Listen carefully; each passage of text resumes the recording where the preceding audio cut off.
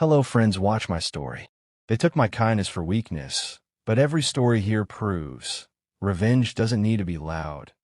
It just needs to be real. My name Tom Anderson. From the beginning, his life had been shaped by struggle, the kind that hardens the spine and softens the heart at the same time. He had been born into scarcity, raised inside walls that echoed with hunger and cold. But even as a boy, he learned a truth that carried him through every hardship. Life may deny you comfort, but it cannot deny you the will to give. And so, when his daughter came into the world wrapped in her tiny blanket, her fist curled around his finger, he made a vow that burned itself into the center of his life. She would never know the darkness he grew up in.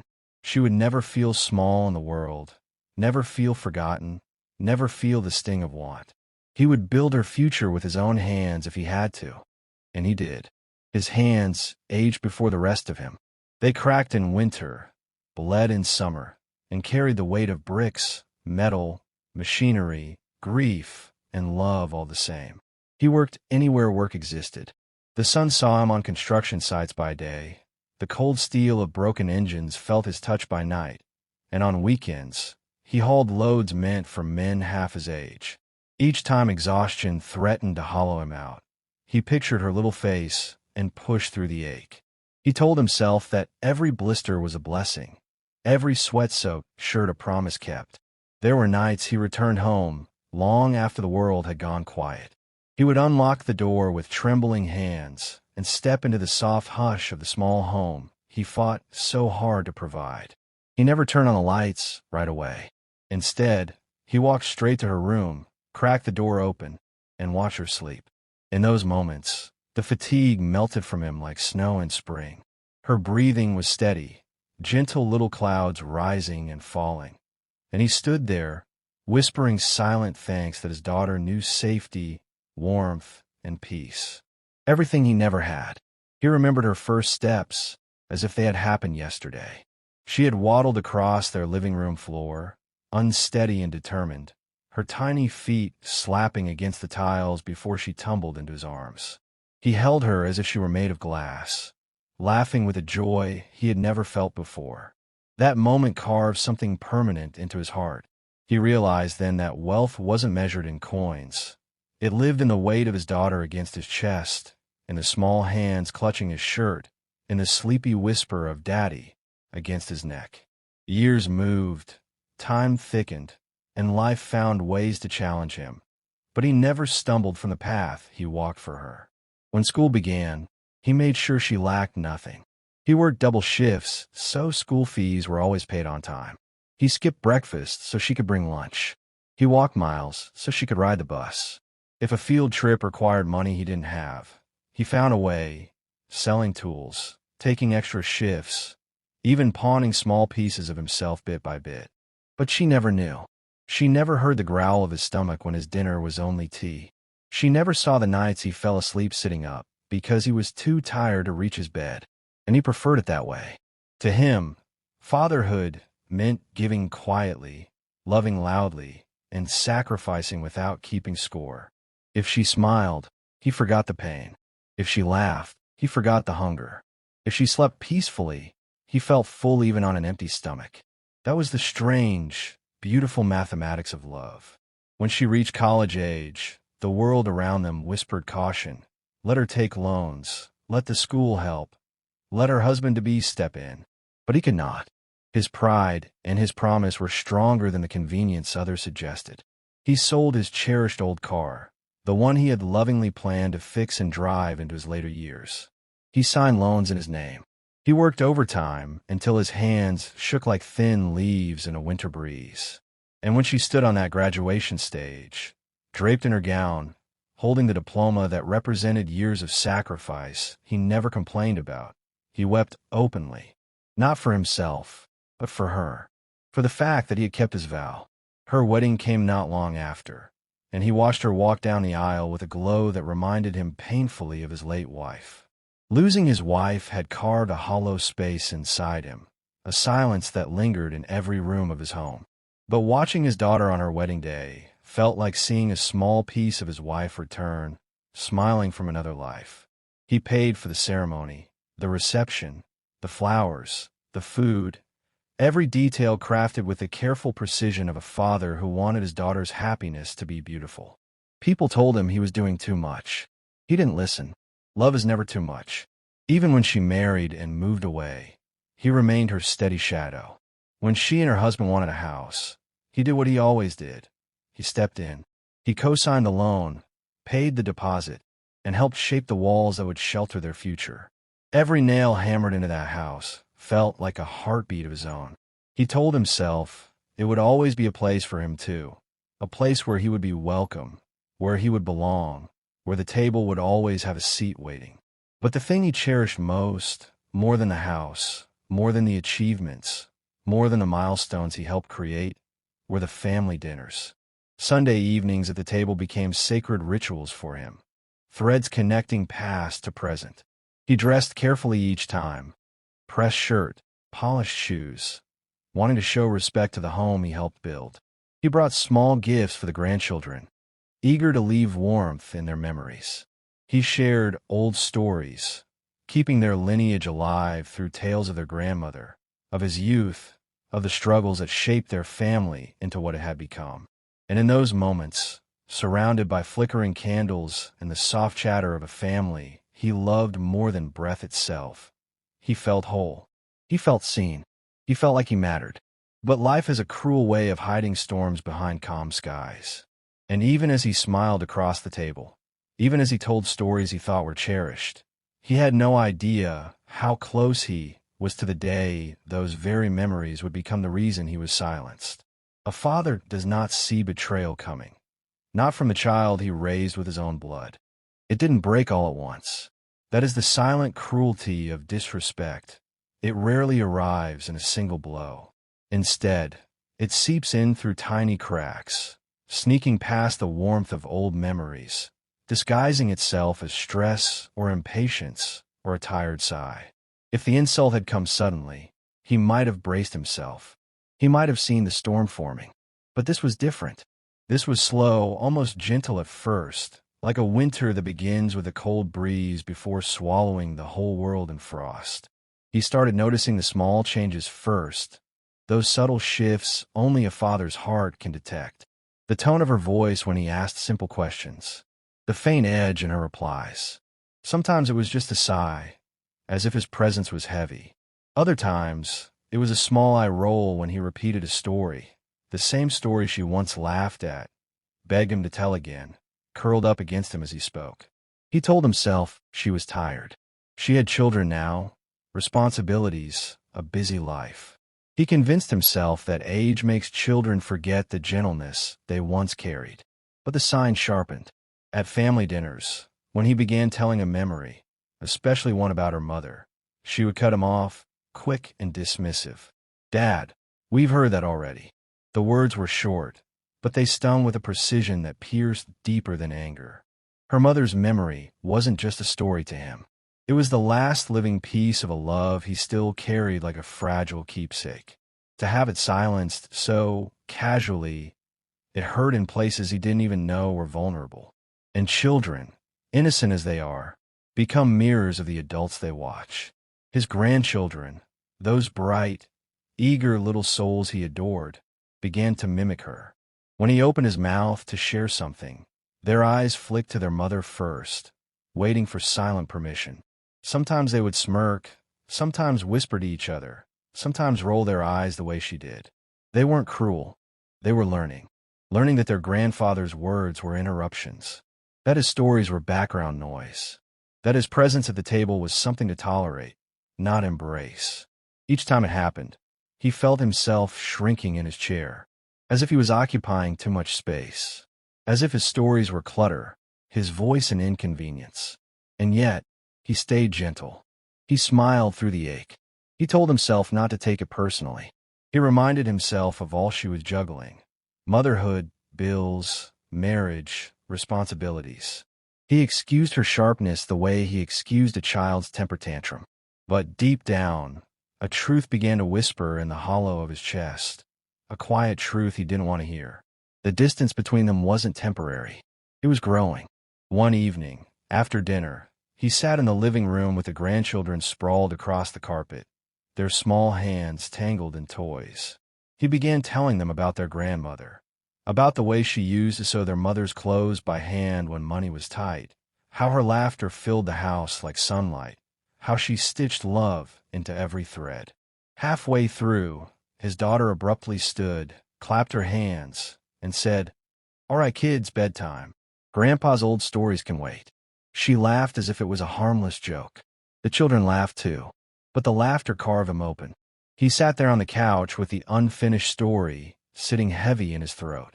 The room grew quiet as they climbed the stairs, and he was left alone with nothing but the fading echoes of their giggles, echoes that carried more dismissal than joy.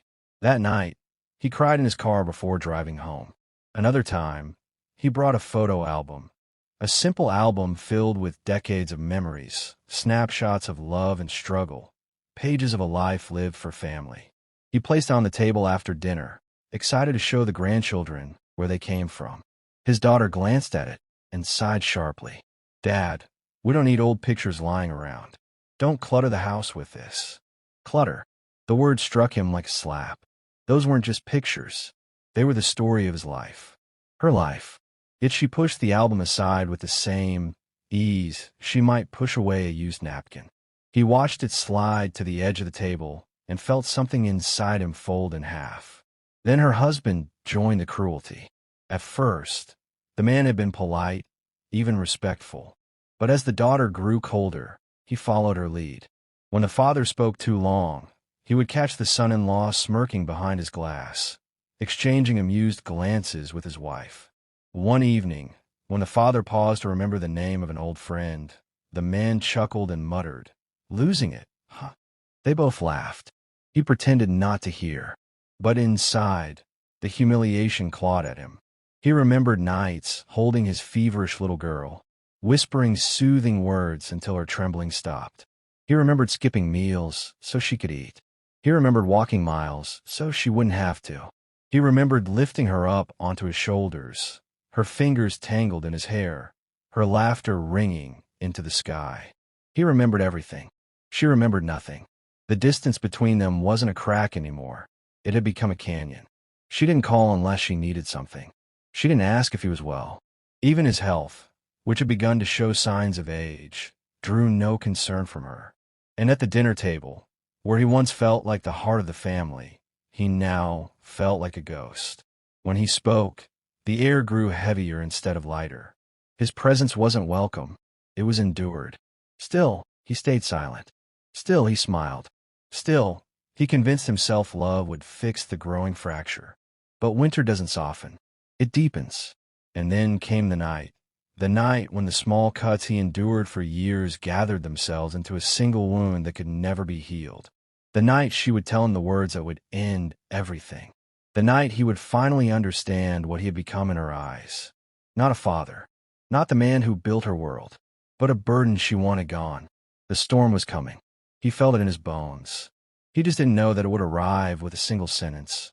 Sharp, public, final. The evening began like any other, quiet and deceptively gentle. The kind of night that gives no warning of the brutality waiting beneath its calm surface. He had dressed carefully, smoothing the front of his shirt the way his late wife always told him to. He combed his thinning hair, polished his shoes, and placed a small box of chocolates in his coat pocket for the grandchildren. His reflection in the mirror looked older than he remembered, but his eyes still carried that soft hope he never learned to live without. As he walked up to the house, the very house he had helped them build, the one his money, signatures, and tireless labor had shaped, he felt something warm stir in his chest. Family dinners still meant everything to him. No matter how the tone had changed over the months, no matter how often he felt like a visitor instead of father, he convinced himself that tonight might be different. Maybe the children would be excited to see him. Maybe his daughter would smile the way she used to. Maybe the silence between them could finally ease. He rang the bell. No one rushed to open the door. Eventually, his son-in-law pulled it open with a half-hearted, "Oh, hey," barely making eye contact. The father smiled gently, nodding as he stepped inside, his eyes searching for the children. They peeked from behind the sofa, but didn't run to greet him. Their mother was busy at the counter, her jaw tense, her expression unreadable. "Hi, Dad," she said without looking up. He swallowed the sting and pretended it didn't hurt. Dinner was already set.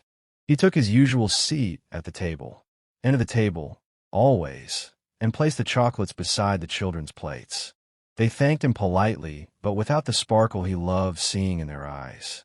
The adults sat down, plates clinking softly, the silence between them thick enough to choke on.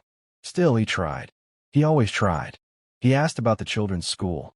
His daughter gave short answers. He asked about work. His son-in-law shrugged dismissively. He shared a small story from his day, something simple, something meant to fill the quiet. But before he finished, she cut in sharply. "Dad, can we just eat quietly tonight? Please." Quietly, as if his voice was noise. He lowered his gaze and nodded, shame trembling through him like a thin wire. He focused on his plate, pushing food around more than eating it. The room felt colder with every passing minute, and he kept telling himself not to let it show. He was used to being silent. He had spent years being invisible. But tonight, something in the way they looked at him, or didn't look at him, felt different. A kind of finality hung in the air. Halfway through the meal, he made a small mistake, a human mistake, one born from nerves and sadness. He reached for the water jug, and his hand trembled. It slipped. A small stream of water spilled across the table, running toward his son-in-law's plate. He gasped quietly, reached for a napkin, and whispered, "I'm sorry, I didn't mean." The son-in-law pulled his plate away with exaggerated annoyance. Seriously, his daughter's face tightened. And then, without warning, something snapped inside her. She put her fork down, leaned back in her chair, and spoke in a voice sharp enough to cut marble. "Dad, you don't have to come here every week." The words hit him like a slap. He froze. His breath caught. His heart stuttered. She continued, her voice louder this time, her eyes cold as stone. "I mean it. You visiting this often, it's just too much. We need space. You can't keep showing up like this." The room fell dead silent. Even the children stopped chewing. For a moment, he thought he must have misheard her. Surely she couldn't have meant what he thought she meant. But when he looked in her eyes, he saw no softness, no hesitation, no love trying to break through. Just annoyance, just irritation, just a blunt desire to push him away. His lips parted, trembling. "Beta, I'm sorry. I thought." "What?" she snapped. "That we're sitting here waiting for you. Dad, we have our own life. You can't just keep inserting yourself into everything." Every word felt like being struck again. His son-in-law leaned back, arms crossed, smirking slightly as if enjoying the spectacle. The father's throat burned. I only wanted to spend time with you, with the kids. I didn't think I was intruding." His daughter sighed deeply, exasperated. "You are. I'm saying it nicely, Dad. Stop coming so often. It's uncomfortable." Uncomfortable. He had spent his whole life trying to make her comfortable, working until his bones cried out, carrying her through sickness, sheltering her through storms, building her home, raising her children with gentle hands. And now his presence, his love, his existence was uncomfortable. His hands shook beneath the table. His vision blurred. He looked at the grandchildren, their small faces confused, their innocence slipping into discomfort. They didn't smile. They didn't reach out. They simply stared. He felt himself collapse inward, as if his soul were folding in on itself. He hadn't imagined she could ever say something that cruel, at least not to him, not to the man who raised her, not to the man who built her world brick by brick. He whispered, voice breaking, "I didn't know. I was unwelcome." His daughter didn't deny it. The son-in-law shrugged and said quietly, "It's better this way. For everyone. For everyone." The air left his lungs. He sat back in his chair, numb, feeling the walls of the home he helped build closing in around him. Suddenly, he didn't feel like he belonged anywhere. Not in this house. Not in this family. Not in the life he had dedicated everything to. He pushed his chair back. The legs scraped loudly against the floor. No one stopped him. No one asked him to stay. No one reached out.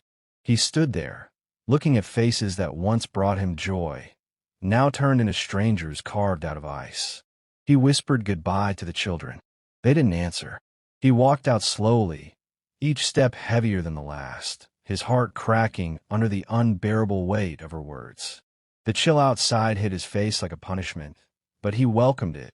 It was kinder than what he had just endured.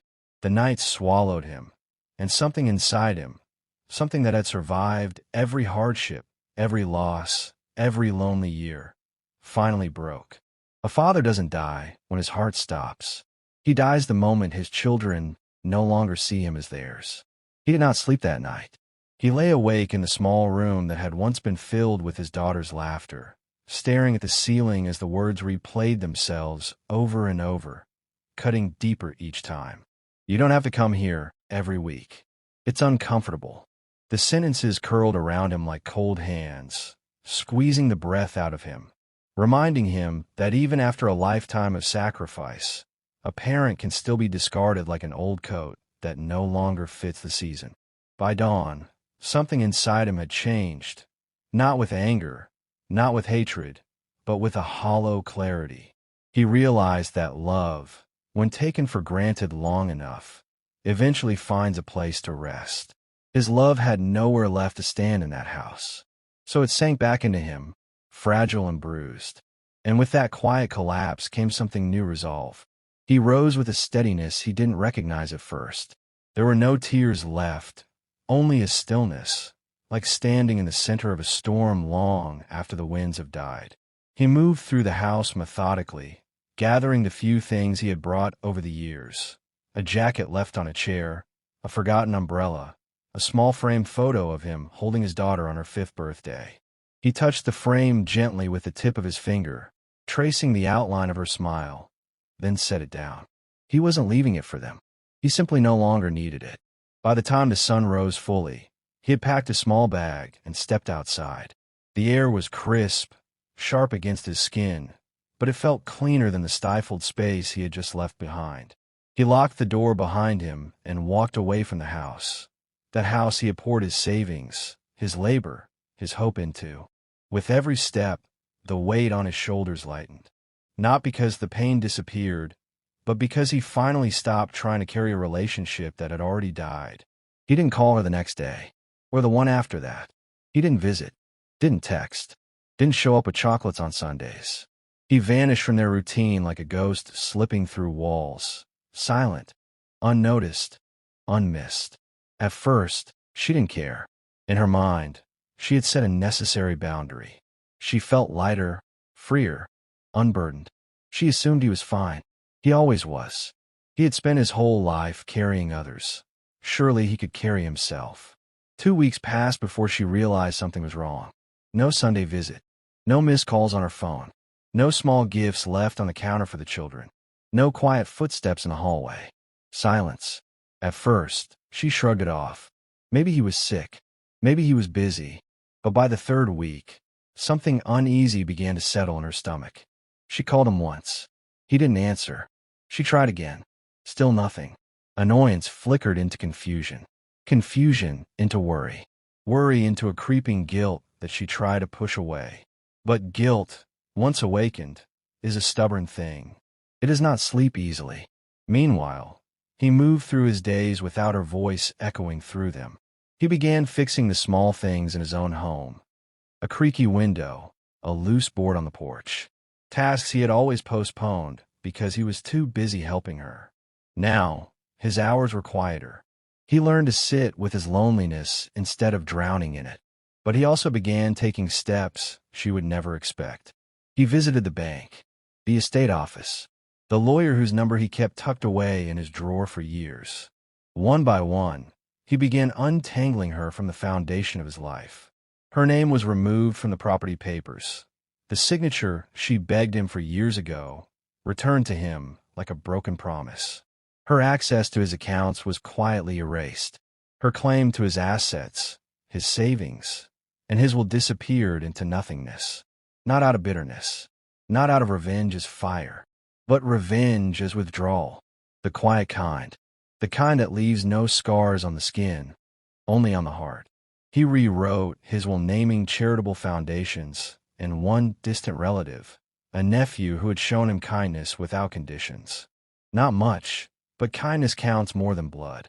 Days turned into weeks, and his daughter's unease deepened. She visited his house one evening, unannounced. She rang the bell. No answer. She knocked louder. Still silence. She peeked through the window and saw faint signs of life. Shoes by the door, a cup on the table, but no movement. Her son tugged at her sleeve and whispered, "Is Grandpa mad at us?" She forced a smile she didn't feel and said, "Of course not." But she felt the truth like a weight in her chest. She called him on the drive home. He didn't pick up. She called again. He still didn't pick up.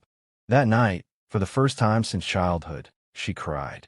Not because he disappeared, but because she never imagined he could. Time passed, and the absence she once demanded began to feel like a punishment she had crafted with her own hands. She replayed her words at the dinner table, the sharp tone, the dismissive sighs, the irritation she thought were harmless. And now, with nothing but silence where his voice once lived, she finally heard herself. She finally felt the cruelty. She finally understood the weight of what she had taken for granted. But it was too late. Her calls remained unanswered, her messages unread, her apologies unseen. He had given her everything: his years, his youth, his sweat, his savings, his heart. And when she told him he was too much, he listened. He gave her the one thing she never thought she'd lose: his presence. His love didn't turn into hatred. It simply turned away. And the hollow space he left behind taught her a truth she would carry like a stone. Some hearts don't break loudly. Some hearts break quietly and disappear. In the end, his revenge wasn't rage. It wasn't shouting. It wasn't doors slammed or words thrown like knives. It was silence. The same silence he once swallowed to keep peace. The same silence he once used to protect his family. Now, that silence became his shield and their punishment. He didn't disappear to hurt them. He disappeared because staying had begun to hurt him. And sometimes, the loudest scream a heart can make is walking away without a sound. Some betrayals don't bleed. Some betrayals don't bruise the skin. But they break a person in places no one can see, in places that never fully heal. A father's love is the softest place in the world, until someone teaches him it's the wrong place to stand. So he stepped back. He let the house he built learn to stand without him. And in that empty chair at the dinner table, the same chair they once resented, they now found a void too heavy to fill. Because the truth is simple, yet devastating. You only understand the value of a gentle presence when it is gone. You only understand the weight of sacrifice when the hands that carried you finally let go. You only understand the strength of love when its silence echoes louder than its voice. He left quietly, but the lesson he left behind will haunt them for the rest of their lives.